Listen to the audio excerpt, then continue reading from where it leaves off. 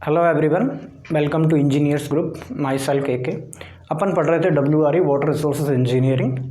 इसके अंदर अपने लास्ट क्लास के अंदर पढ़ा था फॉर्म्स ऑफ रेन या फिर प्रीसिपिटेशन की अपन ने बात करी थी। ठीक है, तो प्रीसिपिटेशन के अपने फॉर्म पढ़ते जैसे कि अपना रेन हो गया, ड्रिजल हो गया, ग्लेज हो गया, स्लीट हो गया, हेल हो गया। ठीक है, ये कुछ टर्म्स पढ़े थे। अब मेन जो अपन जिसकी स्टडी करने वाले हैं बेसिकली वो करेंगे अपन रेन की। किसकी भाई? रेन की। तो रेन के अंदर मैंने आपको बताया था कि इसका जो साइज़ रहेगा, यानी कि रेन का जो ड्रॉप होगा, यानी कि जो पानी की जो बूंद गिरती है उसका साइज़ क्या रहता है, एटलीस्ट कितना होना चाहिए भाई? 0.5 mm होना चाहिए। यदि 0.5 mm से लेस देन है तो उस केस में क्या हो जाता है, वो ड्रिजल हो जाता है। ठीक है, तो सबसे पहले तो रेन की डेफिनेशन की अपन बात करूँ तो वाटर की ड्रॉप है उसकी साइज़ कितनी होनी चाहिए? एटलीस्ट 0.5। ठीक है, तो water drop that have at least, ठीक है, that have a diameter of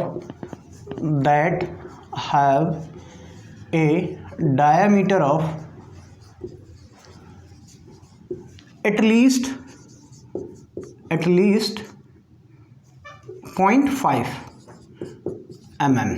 यदि 0.5 mm तो उसकी डायमीटर होनी ही चाहिए, तभी अपन उसको क्या करेंगे, रेन ड्रॉप का नाम देंगे। ठीक, फिर अपन जैसे कैलकुलेट करते हैं अपन डेप्थ ऑफ रेनफॉल। भाई यदि आपसे कोई पर्टिकुलर एरिया का पूछा जाए कि भाई रेनफॉल कितना हुआ, तो उसको कैसे मेजर करते हैं अपन? डेप्थ के अकॉर्डिंग करते हैं। जैसे कि आपने न्यूज़पेपर के अंदर ही सुना होगा कि भाई आज यहाँ पे इतने इंच बारिश हुई या इतने सेंटीमीटर बारिश हुई। ठीक है, तो बेसिकली अपन कहाँ बात कर रहे हैं? यहाँ पर डेप्थ की बात कर रहे हैं कि कितनी डेप्थ तक। अब डेप्थ कैसे मेजर की जाएगी? भाई अपन मान लिया कि एक पूरा पर्टिकुलर एरिया है, जैसे मैंने एक छत है, ठीक है, उस छत को मैंने क्या कर दिया, पूरी को जो उसका जो भी ड्रेन था या फिर जो भी नाली थी उसको मैंने बंद कर दिया और उसके ऊपर रेनफॉल हो रहा है। तो उस पर्टिकुलर एरिया के अंतर्गत कितना डेप्थ तक वाटर क्या हो जाएगा, एक्यूमुलेट हो जाएगा, इकट्ठा हो जाएगा। तो वो जो डेप्थ नाप ली जाएगी उसको अपन कहते हैं डेप्थ ऑफ रेनफॉल। ठीक है, क्लियर हो गया भाई? आपने कोई भी आपने कंटेनर ले लिया, मान लीजिए कंटेनर ले लिया, आपने इसको ओपन एरिया के अंदर, ओपन ग्राउंड के अंदर रख दिया जहाँ पर रेनफॉल हो रहा है। तो अब उसमें कितना पानी फिल हो गया, कितनी डेप्थ तक उसके अंदर या कितनी हाइट तक पानी फिल हो गया, उसको अपन क्या कहते हैं, डेप्थ ऑफ रेनफॉल। तो यदि आप लिखना चाहो तो लिख सकते हो, क्या होगा भाई? If all the rain is allowed to store in the area, if all the rain allowed, पूरे एरिया की बात कर रहे हैं, ठीक है, allowed to store in a area, किसी भी एक पर्टिकुलर एरिया की बात करें, ठीक है, इन द एरिया, और इस एरिया के अंदर जो डेप्थ होगी उसको अपन क्या कहेंगे, देन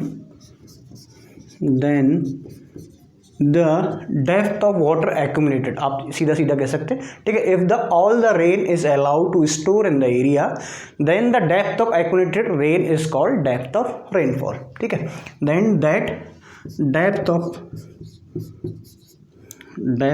एक्यूमुलेटेड, ठीक है, डेप्थ ऑफ एक्यूमुलेटेड या कह सको जो भी गहराई तक जितना है, फिर हाइट तक, अपन वेसल की बात करें तो वेसल के अंदर क्या होगा, कितनी हाइट तक पानी भरा हुआ है, तो उसी को अपन डेप्थ में मेजर किया जाता है। ठीक है, तो depth of accumulated area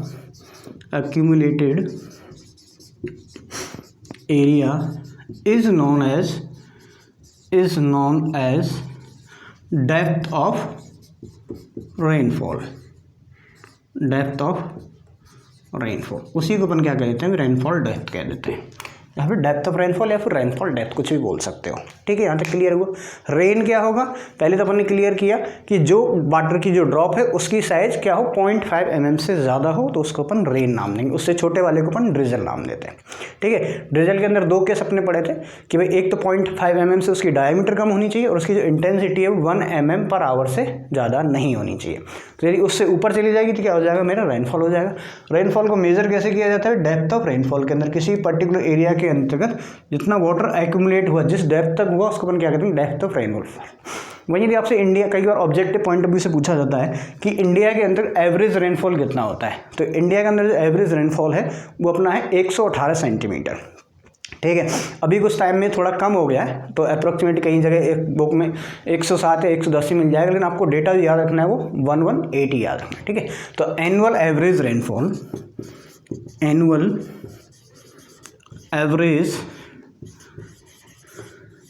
rainfall of India of India is 118 centimetre, 118 centimetre है। अभी एवरेज एनुअल रेनफॉल क्या होता है, मैंने लास्ट क्लास में एनुअल एवरेज रेनफॉल। यदि अपन बात करें एनुअल रेनफॉल की, यानी एक साल के अंदर कितना वाटर मतलब डेप्थ हुआ, कितनी बारिश हुई, उसको सबको जोड़ दिया जाए जितनी डेप्थ को, तो क्या होता है एनुअल हो जाता है। एवरेज निकालना तो अपन क्या करते हैं 35 ईयर्स का डेटा लेते हैं, उसका जो एवरेज होगा वो क्या कहलाएगा एनुअल एवरेज रेनफॉल। उसी के अकॉर्डिंग अपन ने कैलकुलेट किया हुआ है कि इंडिया के अंतर्गत कितना होता है। ठीक है। नेक्स्ट अपन बात करते हैं कि जो रेन है, ठीक है, उसको अपन 3 कैटेगरी के अंदर डिवाइड करते हैं इंटेंसिटी के अकॉर्डिंग, यानी कितनी बारिश हो रही है। जैसे कई बार कहा जाता है भाई लाइट रेनफॉल हो रहा है, या फिर मॉडरेट हो रहा है, या फिर उनके हैवी रेन हो रखी है, तो इसको किस क्राइटेरिया के ऊपर डिपेंड किया जाता है, तो इसको अपन क्लासीफाई कर सकते हैं एज पर इंटेंसिटी। तो एज पर इंटेंसिटी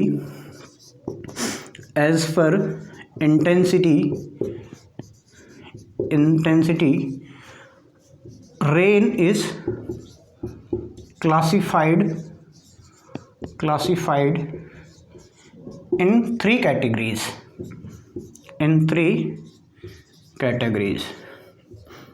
ठीक है। तो 3 कौन कौन सी कैटेगरी हैं उनके अपन बात कर लेते हैं। तो फर्स्ट अपना होगा लाइट रेनफॉल। क्या होगा भाई, लाइट रेनफॉल।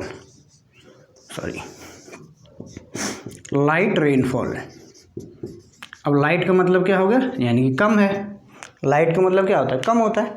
ठीक है, तो यदि आपकी जो रेनफॉल है वो अप टू कितना हो 2.5 mm पर आवर हो, up to 2.5 mm per hour, यानी कि 1 घंटे के अंतर्गत जो वाटर की डेप्थ है वो क्या हो 2.5 mm से कम हो, तो उसको अपन क्या कह देंगे, लाइट रेनफॉल है भाई। ठीक है। नेक्स्ट अपन बात करते हैं मॉडरेट, यानी कि मीडियम, या तो मॉडरेट कह लो या फिर मीडियम बात कर लो। ठीक है, तो मॉडरेट रेन का मतलब क्या हो गया, बीच वाला, या फिर मीडियम रेनफॉल, भाई ज़्यादा हल्की भी नहीं है और ज़्यादा तेज़ भी बारिश नहीं है, तो उसको अपन क्या कह देते हैं, मॉडरेट। इसकी जो रेंज वेरी करती है 2.5 mm पर आवर टू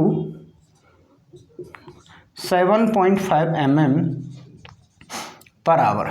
यदि इसकी इतनी डेप्थ यदि 1 घंटे के अंतर्गत बारिश हो रही है तो उसको मैं क्या कह दूंगा भाई, मॉडरेट रेनफॉल कह दूंगा।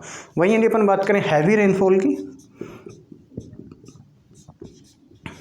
ठीक है ना, भारी वर्षा हो रही है भाई, भारी बारिश हो रही है, तो इसका मतलब क्या हो रहा है, 1 घंटे तक यदि वो कंटिन्यूटी में चलेगी तो उसके अंदर जो वाटर है वो क्या हो जाएगा, greater than 7.5 mm per hour. यदि इससे ज़्यादा बारिश हो रही है तो उसको अपन क्या कह देंगे, हैवी रेन हो रखा है। ठीक है।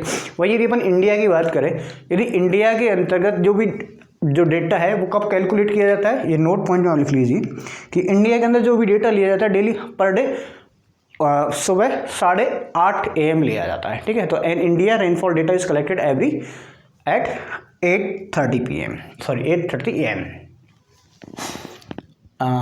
डेटा इज कलेक्टेड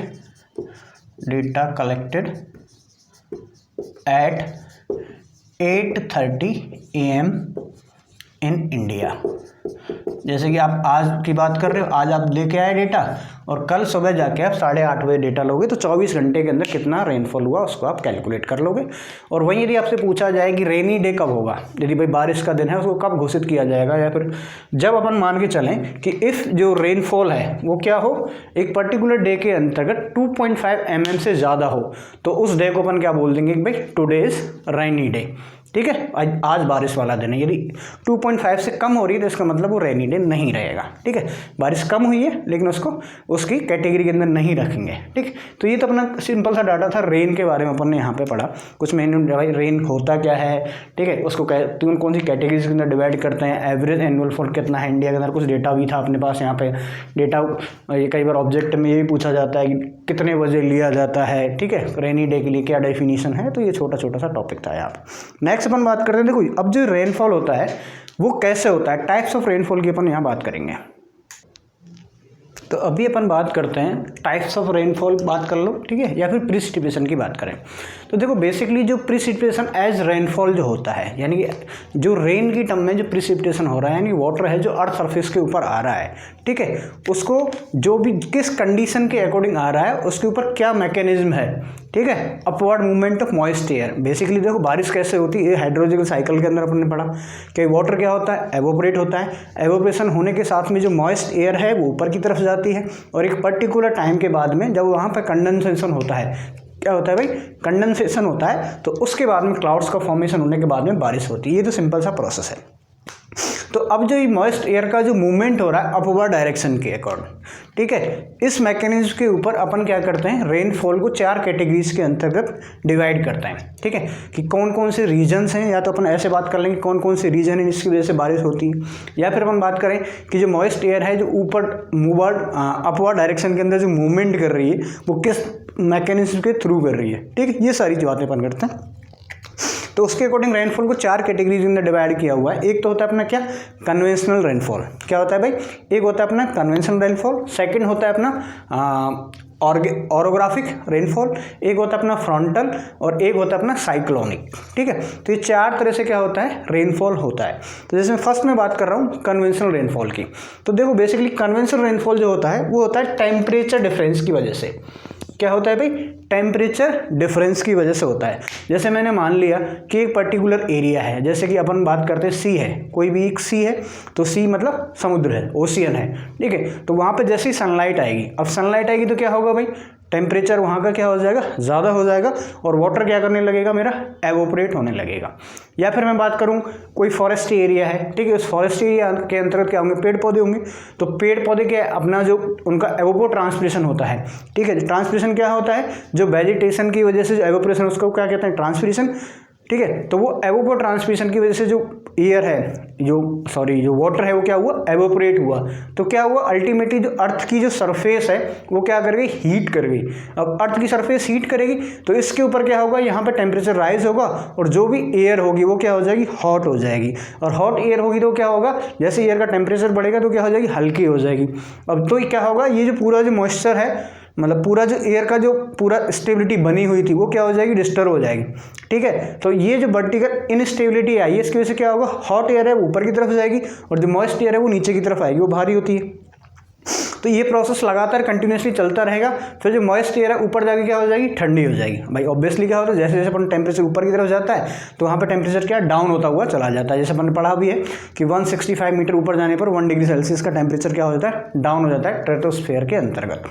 ठीक है, तो जैसे जैसे मैं बात करूँ डेफिनेशन की, तो कन्वेक्टिव, इसको समझने आए, कन्वेक्टिव का मतलब क्या होता है, टेम्परेचर डिफरेंस का है। तो कन्वेक्टिव प्रेसिपिटेशन किस वजह से होता है, when the vertical instability of the moist air is produced by the surface heating. यानी अर्थ सरफेस की जो सरफेस है वो क्या हो गई, सन की वजह से क्या हो गई, गर्म हो गई। उसकी वजह से यदि वर्टिकल डायरेक्शन के अंतर्गत इनस्टेबिलिटी आ गई। अब इनस्टेबिलिटी क्यों आई है, क्योंकि नीचे की अर्थ सरफेस गर्म हुई तो वो एयर क्या हो गई, गर्म हो गई। अब वो एयर क्या करेगी, ऊपर की तरफ मूवमेंट करेगी, तो इसकी वजह से जो वर्टिकल अनस्टेबिलिटी आई है, और इसकी वजह से क्या हो जाएगा, थर्मल कन्वेंशनल होगा। थर्मल यानी टेम्परेचर का क्या होगा, आदान प्रदान होगा। ठीक है भाई, जो मॉइस्ट एयर है मतलब जो ठंडी एयर है वो ऊपर की तरफ जाएगी, सॉरी ठंडी नीचे की तरफ आएगी, और गर्म है वो ऊपर की तरफ जाएगी। तो ये कंटिन्यूसली क्या हो चलेगा, एक थर्मल कन्वेंशन का एक करंट है जो कि फॉर्म हो जाएगा कहाँ से, जो कि ग्राउंड सरफेस से स्टार्ट होगा। तो इसकी वजह से जो बारिश होती है वो एक तो हैवी रेनफॉल होता है। ठीक है, रेनफॉल कैसा होता है, हैवी होता है इस केस के अंतर्गत। किसके अंतर्गत, कन्वेंशनल रेनफॉल के अंतर्गत। क्लियर हो गया भाई, दोबारा से बता दूं भाई, कन्वेंशनल रेनफॉल क्यों होता है, क्योंकि अर्थ की जो सरफेस है वो गर्म हो जाती है। अर्थ सरफेस गर्म होने की वजह से क्या होती है, जो वर्टिकल इनस्टेबिलिटी आ जाती है किसके अंतर्गत, मॉइस्ट एयर के अंतर्गत। भाई जो गर्म एयर है ऊपर की तरफ जाएगी, जो ठंडी है वो नीचे की तरफ आएगी। क्लियर, इसकी वजह से जो थर्मल ये कन्वेंशनल हुआ, करंट जो फ्लो हुआ, उसकी वजह से क्या होगी, बारिश होगी, और इसके द्वारा जो बारिश होती है वो क्या होती है, मेरी हैवी रेनफॉल होता है। क्लियर यहाँ तक, ठीक है। नेक्स्ट अपन बात करते हैं ऑरोग्राफिक। ठीक है, तो बेसिकली जो ऑरोग्राफिक जो रेनफॉल है वो होता है बैरियर की वजह से, माउंटेन बैरियर की वजह से। जैसे आपने सुना होगा पर्टिकुलर एरिया के अंतर्गत, जैसे अपने इंडिया के अंदर बात करें तो इंडिया के अंदर जो मानसून है वो 2 तरफ से आता है। ठीक है, एक अरब सागरीय होता है और एक बंगाल की खाड़ी से होता है। ठीक है। अब जो अरब सागरीय मानसून जो आया मान लिया, तो अपन मान के चलते हैं कोई पर्टिकुलर कोई रेंज है, माउंटेन रेंज है, यानी कि पहाड़ी एरिया है, तो जिस तरफ से आ रहा है वो बैरियर इस तरह से पहाड़ी, तो इस वाले एरिया के अंदर तो बारिश अच्छी होती है, जबकि पीछे वाले एरिया के अंदर क्या होती है, बारिश कम होती है। ये आपने ऐसा देखा होगा। तो इसको अपन कहते हैं वर्षा छायांकित क्षेत्र बोल सकते हैं अपन, ठीक है। अनावृष्टि उस क्षेत्र के अंदर होती है जो पहाड़ की दूसरी तरफ होता है। भाई अब इधर से मेरा जो एयर का फ्लो हुआ वो क्या हुआ, माउंटेन की बैरियर की वजह से माउंटेन आ गया, भाई एयर का फ्लो हो रहा था, ठीक है। मान लेते हैं जैसे कि मैंने यहाँ पे एक छोटा सा माउंटेन बना देता हूँ, ये कोई एक माउंटेन है, ठीक है, और इधर से जो मेरी एयर है, कोई भी वाटर बॉडीज़ है, वाटर बॉडीज यहाँ पे क्या हो रहा था, एवोपरेशन हो रहा है कंटिन्यूसली, तो ये एयर यहाँ पे इकट्ठी हुई है। जैसे जैसे इसकी तरफ डायरेक्शन में फ्लो करेगी, तो अब यहाँ तो माउंटेन आ गई थी, क्या करेगी, ऊपर की तरफ राइज होने लगेगी। भाई ये एयर है वो कहाँ जाएगी, ये ऊपर की तरफ जाने लगेगी। अब जैसे ऊपर जाएगी तो क्या हो जाएगी, ठंडी हो जाएगी, यानी उसका कंडेंसेशन हो जाएगा। तो इस पर्टिकुलर जो एरिया के अंदर क्या होने लग जाएगी, बारिश होने लग जाएगी। वही यदि इस तरफ जाएंगे तो इस तरफ वापस यदि एयर क्या हो जाएगी, एकदम से जो इतनी ठंडी नहीं रहेगी, तो इसका मतलब इस पर्टिकुलर एरिया के अंदर बारिश नहीं होती है।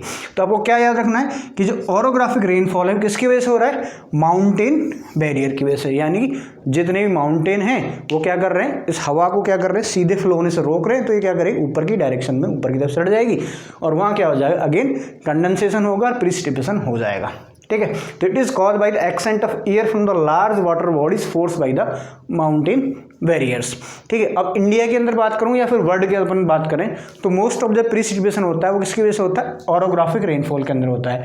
वहीं आपसे पूछ लिया जाए इंडिया के अंदर जो रेनफॉल होता है वो कौन सी किसकी वजह से होता है, तो वो ऑरोग्राफिक रेनफॉल ही होता है। नेक्स्ट अपन बात करते हैं फ्रंटल, ठीक है। थर्ड अपन बात कर रहे हैं फ्रंटल रेनफॉल। तो बेसिकली देखो फ्रंटल रेनफॉल है वो किसके ऊपर होता है, जब दो एयर मास, एक तो मेरी गर्म हवा है और एक मेरी क्या है, ठंडी हवा है, वो जब एक दूसरे से क्या करती है, कन्फ्लिक्ट करती है, टकराती है, ठीक है। तो उस केस में जो बारिश होती है उसको अपन क्या कर देते हैं भाई, फ्रंटल रेनफॉल, ठीक है। तो this precipitation is occurs due to the conflict of two air masses of different temperature and different density. ये दो एयर मास हैं, अब एयर मास कहाँ से आए, इनका डिफरेंट डेंसिटी कैसे हुई, टेम्परेचर कैसे हुआ, भाई एक पर्टिकुलर एरिया है, ठीक है, जहाँ पे क्या है, बहुत ज़्यादा सनलाइट आ रखी है या फिर गर्मी रेगिस्तानी एरिया है, ठीक है, तो वहाँ पे क्या हो जाएगी, गर्म हवा हो जाएगी। दूसरा है मेरा जैसे कोई हिली एरिया के अंदर, पहाड़ी एरिया के अंतर्गत है, ठीक है, तो जब एक तरफ से कोल्ड हवा है, ये बैरियर मान लिया मैंने, यहाँ तो मान लिया कोल्ड रीजन है और ये मान लिया मैंने हॉट रीजन है, तो यहाँ की एयर होगी एक और यहाँ की एयर होगी। अब कोल्ड रीजन की एयर होगी, उसकी डेंसिटी क्या होगी, ज़्यादा होगी, टेम्परेचर कम होगा। वहीं इसकी जो होगी डेंसिटी कम होगी और टेम्परेचर ज़्यादा होगा। तो जब ये दोनों एक पर्टिकुलर पॉइंट के ऊपर क्या करेंगे, कॉन्फ्लिक्ट करेंगे, यानी आपस में टकराएंगी, तो उस केस के अंदर जो बारिश होती है उसको अपन क्या कह देते हैं भाई, फ्रंटल रेनफॉल कहते हैं। तो फ्रंटल रेनफॉल किसकी वजह से होता है, वार्म और कोल्ड एयर मास जब आपस में एक दूसरे से टकराता है तो उस केस के अंतर्गत जो बारिश होती है उसको अपन क्या बोल देते हैं भाई, फ्रंटल रेनफॉल, ठीक है, क्लियर हो गया। नेक्स्ट अपन बात करते हैं fourth one is cyclonic rainfall. तो बेसिकली साइक्लोनिक रेनफॉल कब होता है, ये होता है प्रेशर डिफरेंस की वजह से। भाई ये किसकी वजह से होता है, प्रेशर की डिफरेंस की वजह से। अब जैसे पर्टिकुलर एरिया के अंतर्गत मैं बात कर लेता हूँ, कोई जैसे आपने सुना होगा आंधी तूफान आते हैं, वो कब आते हैं, जब किसी एक पर्टिकुलर एरिया के अंतर्गत लो प्रेशर जोन बन जाता है। क्या बन जाता है भाई, एक पर्टिकुलर एरिया के अंदर क्या बन गया, लो प्रेशर जोन बन गया।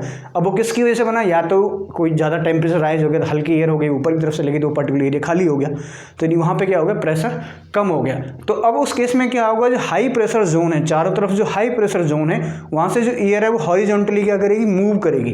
क्या करेगी भाई, हॉरिजॉन्टली क्या करेगी, मूव करेगी हर डायरेक्शन से, ठीक है, चारों तरफ से आएगी भाई। पर्टिकुलर एक जोन है वो बीच के अंदर प्रेशर वहाँ पे कम हो गया, तो हाई प्रेशर से क्या करेगी, लो प्रेशर से एयर हॉरिजॉन्टली क्या करेगी, एक पर्टिकुलर मूव करेगी वहाँ पे एक पर्टिकुलर एरिया के अंतर्गत।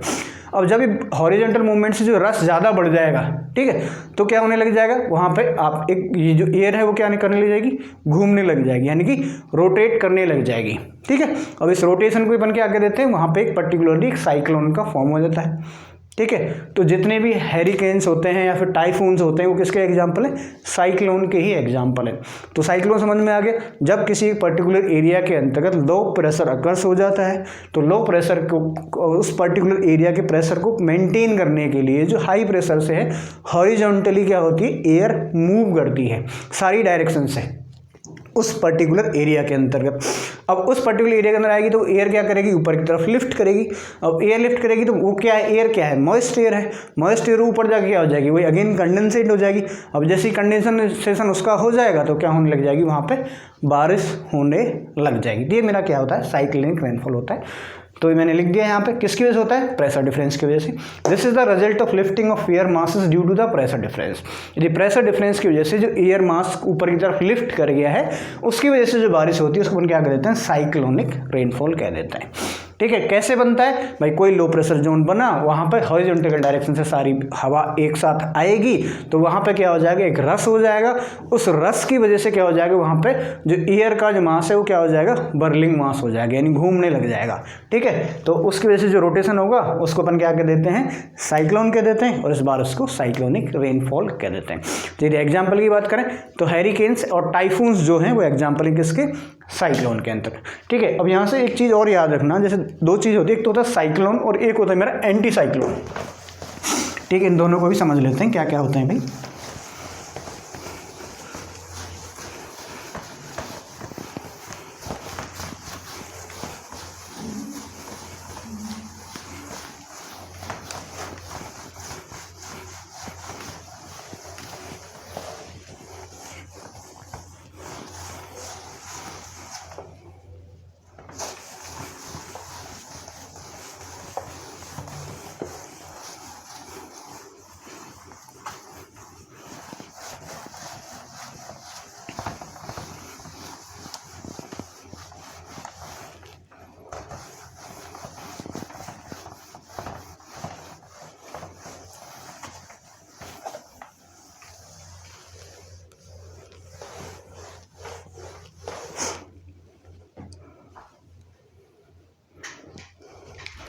ठीक है, एक तो अपना होता है क्या भाई, साइक्लोन।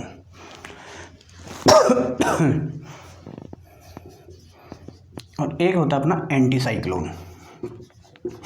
दोनों के अंदर डिफरेंस क्या है वो समझते हैं पहले तो। ठीक है, साइक्लोन और एंटी साइक्लोन।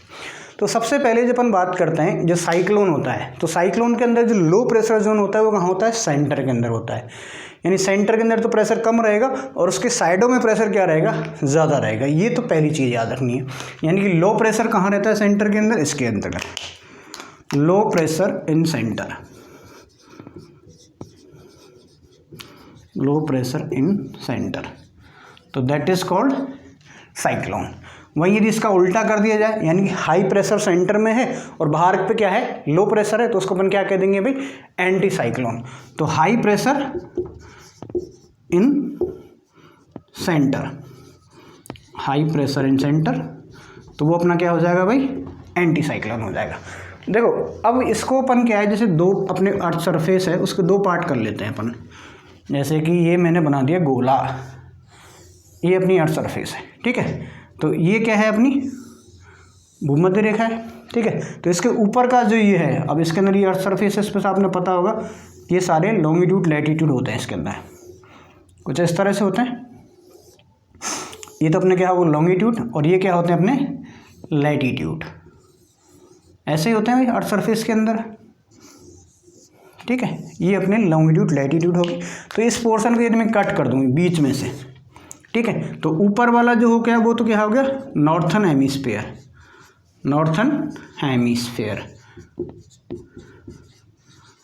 और नीचे वाले को अपन क्या कह देते हैं, साउथन, साउथन हेमिस्फीयर। क्लियर है यहाँ तक की कहानी। ठीक है, अब इन दोनों को जो डिफरेंस है वो भी याद रखना है। यदि मैं डायरेक्शन की बात करूँ साइक्लोन की, यदि मैं साइक्लोन की डायरेक्शन की बात कर रहा हूँ, एक तो वो चीज़ मेरे को पता लग गया कि लो प्रेशर कहाँ रहेगा, सेंटर के अंदर। तो इसके नॉर्थन हेमिस्फीयर के अंदर तो क्या होती है, जो डायरेक्शन होती है वो होती है काउंटर क्लॉकवाइज, यानी कि एंटी क्लॉकवाइज। तो डायरेक्शन कैसी होगी भाई, काउंटर क्लॉकवाइज, क्लॉकवाइज इन नॉर्थन हेमिस्फीयर, इन नॉर्थन हेमिस्फीयर। तो साउथन हेमिस्फीयर के अंदर कैसी हो जाएगी, उल्टी हो जाएगी। ठीक है, and clockwise, and clockwise in southern hemisphere, ये डायरेक्शन याद रखनी है आपको, हेमिस्फीयर। वहीं यदि इसका रिवर्स कर दिया जाए, रिवर्स क्या होगा भाई, तो नॉर्थन हेमिस्फीयर के अंदर कैसी हो जाएगी, क्लॉकवाइज। तो ठीक है, अब अपन बात करते हैं एंटी साइक्लोन की। तो एंटी साइक्लोन के अंदर क्या है, काउंटर क्लॉकवाइज इन साउथर्न हेमिस्फीयर और क्लॉकवाइज इन नॉर्थन हेमिस्फीयर। तो clockwise in northern hemisphere and anti clockwise लिख दो या फिर एंटी लिख लो आप, या काउंटर लिख, एक ही बात है, ठीक है, एंटी या फिर काउंटर, उल्टा, ठीक है, काउंटर क्लॉकवाइज इन साउथर्न हेमिस्फीयर।